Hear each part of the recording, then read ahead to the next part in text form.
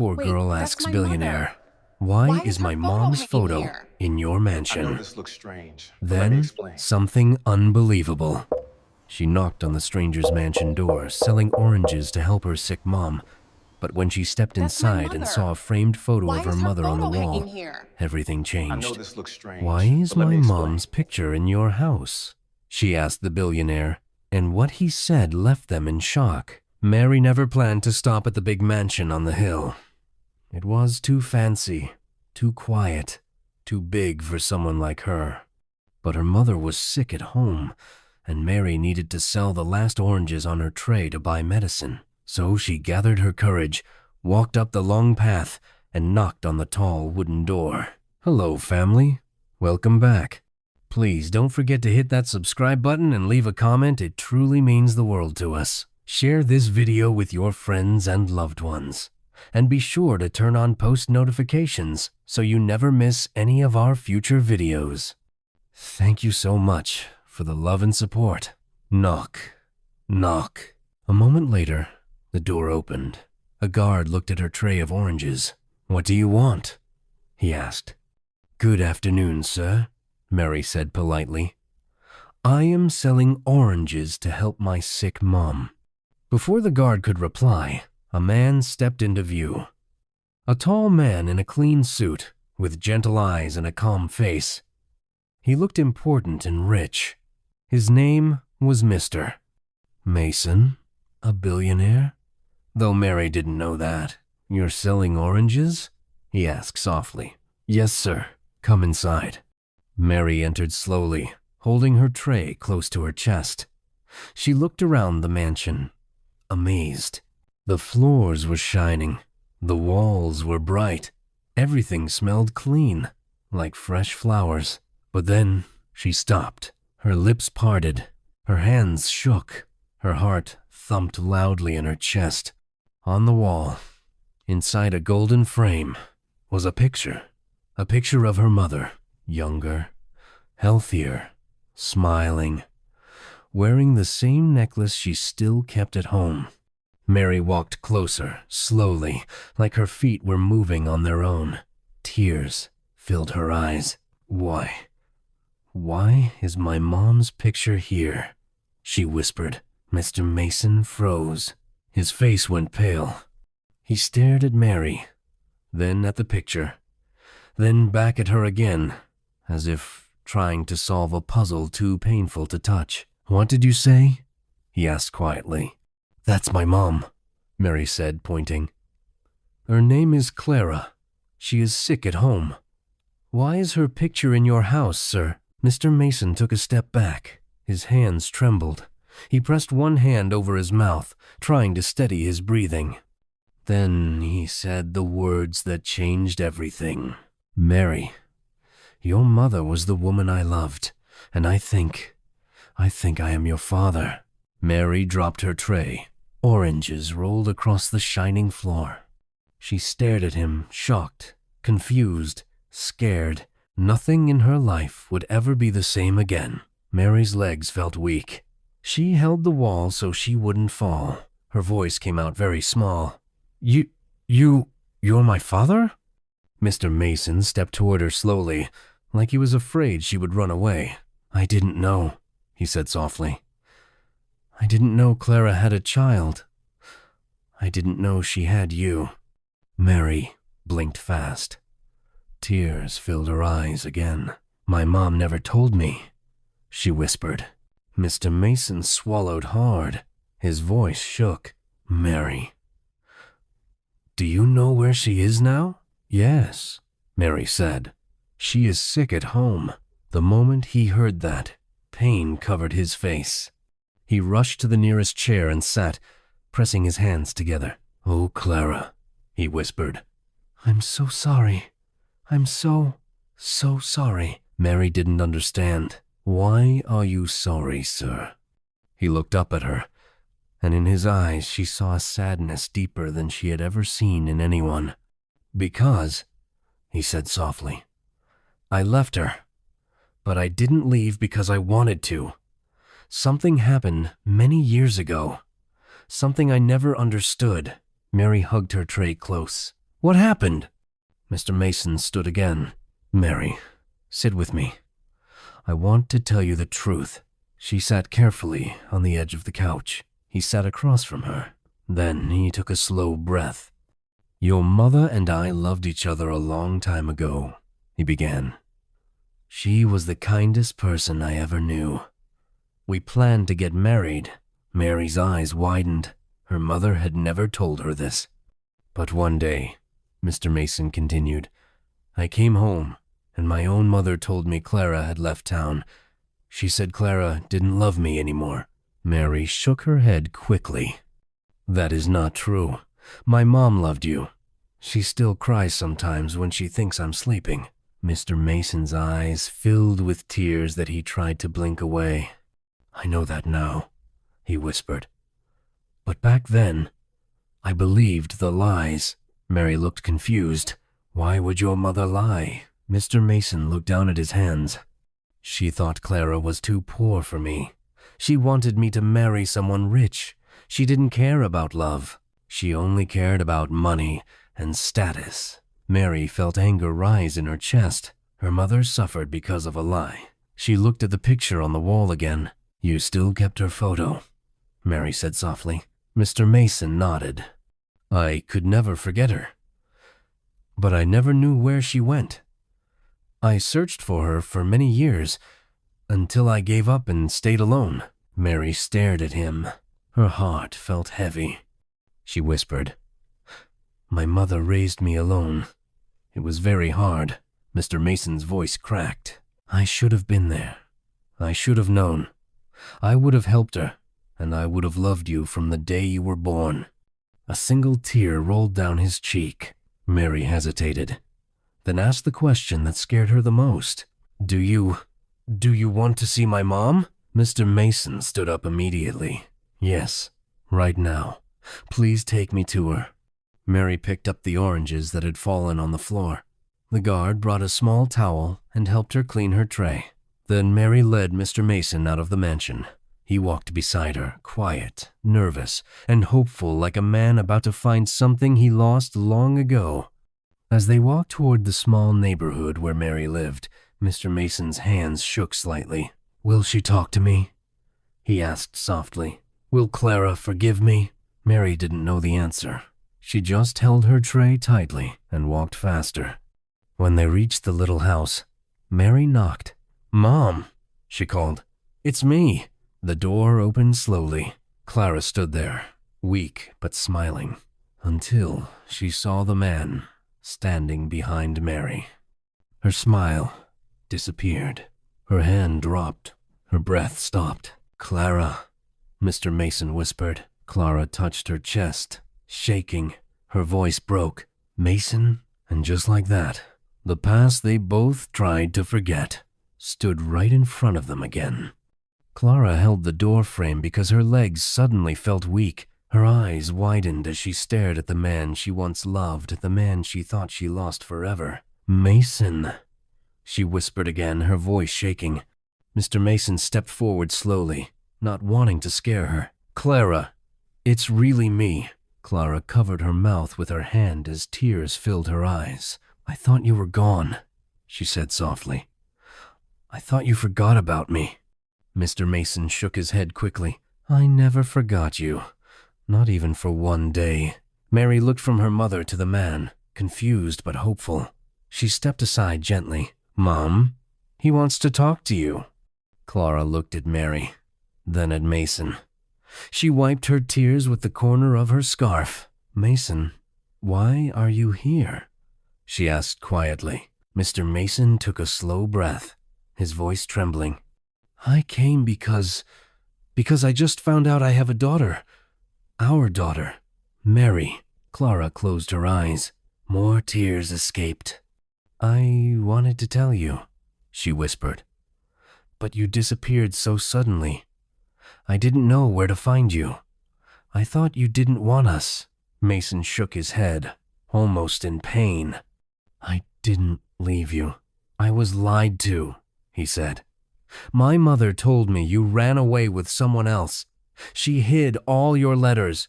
She kept everything from me. Clara gasped softly, pressing a hand to her chest. She told me the same thing about you, that you didn't want me, that you were marrying someone rich. Mary's heart hurt hearing this. So you both cried because of the same lie, she said softly. Clara and Mason looked at her, and Mason nodded slowly. Yes, he said, and I am so sorry, Clara. I'm sorry for not searching harder. I'm sorry I wasn't there when you needed me. Clara wiped her eyes again, breathing deeply. Her voice was soft but steady. I cried every night for months, she said. Then, when I found out I was pregnant with Mary, I promised myself I would give her a good life. I didn't want her to grow up knowing heartbreak. Mary touched her mother's arm gently. I didn't know you loved him this much, she whispered. Clara tried to smile. I loved him with all my heart, she said. But I had to move on for you. Mr. Mason's eyes shined with emotion. Clara, if I had known, if I had even guessed, I would have come running back to you. I spent years searching, but I looked in all the wrong places because I never imagined my own mother was the reason we were torn apart. Mary looked up at him. What will you do now, sir? She asked softly. He knelt down, so his eyes were level with hers. Mary, if you let me, I want to be part of your life. I want to know you. I want to help take care of you and your mom. Mary's throat tightened. She didn't know how to reply. Clara held Mary's hands gently. What do you think, my child? She asked. Mary looked between them both. She had grown up without a father, but deep in her heart, she had always wished for one. Finally, she nodded slowly. I want to know you too. Dad. The word Dad made Mr. Mason's eyes fill instantly. He pulled Mary into a gentle hug, holding her carefully like something precious. Clara watched them, wiping her tears, her heart both aching and healing at the same time. After a long moment, Mason stood up. Clara, may I come in? He asked quietly. Clara took a deep breath, then stepped aside and opened the door wider. Yes, she said softly. Come in.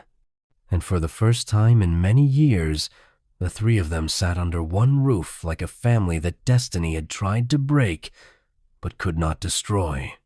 After Mr. Mason discovered that Mary was his daughter and Clara was the woman he lost years ago, he made a quick decision. He moved Clara and Mary into his mansion immediately. Clara was too weak to argue. Mary was too shocked to speak. And Mr. Mason made sure they didn't lift a finger. He helped Clara into the car gently, covered her with a warm blanket, and held Mary's hand the whole ride home. When they reached the mansion, the workers opened the doors quickly. Everyone stared in surprise. Mr. Mason said clearly, "This is Clara and Mary. They are staying here. Treat them with respect. They are family." Clara looked around, overwhelmed. Mary's eyes were wide with wonder. Mr. Mason guided Clara upstairs to a soft, warm room. The bed was big. The pillows were fluffy. The air smelled clean and sweet. Clara sat on the edge of the bed, trembling. I don't deserve all this," she whispered. Mr. Mason knelt beside her. "You deserve peace. You deserve care. You deserve rest." Clara lowered her head, tears filling her eyes. Within minutes, Mr. Mason called a private doctor. The doctor checked Clara carefully, her breathing, her temperature, her strength. Finally, he said, "She is not in danger, but she is very weak. She needs rest, vitamins, healthy food, and stress-free living. With care, she will recover." Mary squeezed her mother's hand. "Mama, you hear that? You will get well." Clara smiled through her tears. "Yes, my child." Mr. Mason looked relieved. "Doctor, come every day. Whatever Clara needs, she gets." And that was exactly what happened. Nurses visited daily. Clara received medicine and vitamins. She ate fruits, soup, and warm meals. She slept on soft sheets. She walked slowly around the garden for fresh air. Every day, she grew stronger. Mary laughed louder. Clara's cheeks gained color again, and Mr. Mason watched them with gentle, grateful eyes. News travels fast. Only a few days after Clara and Mary moved into Mr. Mason's mansion, his mother, Mrs. Helen Mason, heard people whispering. They said, "Mason brought 2 strangers into his mansion. One woman is sick. A girl calls him Dad." Helen didn't believe it. "This is nonsense," she said sharply. But the rumors kept coming, louder and louder, until she could no longer ignore them. She grabbed her handbag, got into her car, and rushed to the mansion. The moment Helen entered the mansion gates, she marched straight inside. A maid tried to greet her. "Ma'am, Mr. Mason is—" "Move," Helen snapped. She pushed past her and walked into the living room. There, she saw it. Clara sitting quietly with a blanket on her lap. Mary drawing happily on a small table. Mr. Mason standing near them, smiling softly. Helen stopped walking, her face twisted in shock and anger. What is this?" she shouted. Mary jumped in fear. Clara touched her daughter's hand gently. Mr. Mason turned calmly. "Mother," Helen pointed at Clara and Mary with a shaking hand. "Who are they?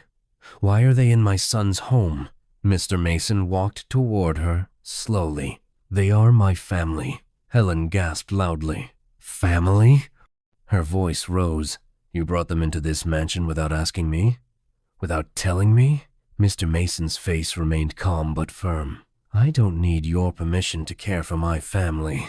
Helen shook her head furiously. No, this is wrong. Throw them out, immediately. They don't belong here." Clara lowered her eyes, hurt. Mary held her mother tightly. Mr. Mason's expression changed instantly. For the first time in his life, he raised his voice at his mother. "Enough!" he shouted. Helen froze. She had never heard him shout like that. Mr. Mason stepped closer, eyes steady. "Mother, you hurt Clara in the past. You tore us apart. You made me lose years with my own daughter." Helen tried to speak, but he raised a hand. "No, you will listen." His voice was deep and full of pain. "If you ever again tell me to throw Clara and Mary out, then you will be the one thrown out of my house." Helen's eyes went wide. "Mason, you wouldn't." "Yes," he said firmly. "And not just my house, but my life." Helen stepped back as if the words hit her. Her lips trembled. "Mason, I'm your mother."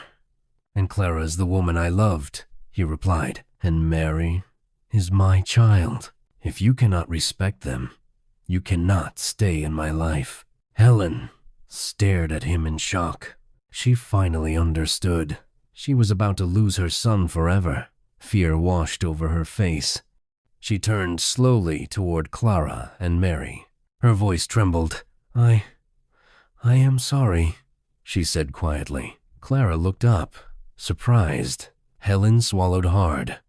"I am sorry for the lies, the pain, the years you lost.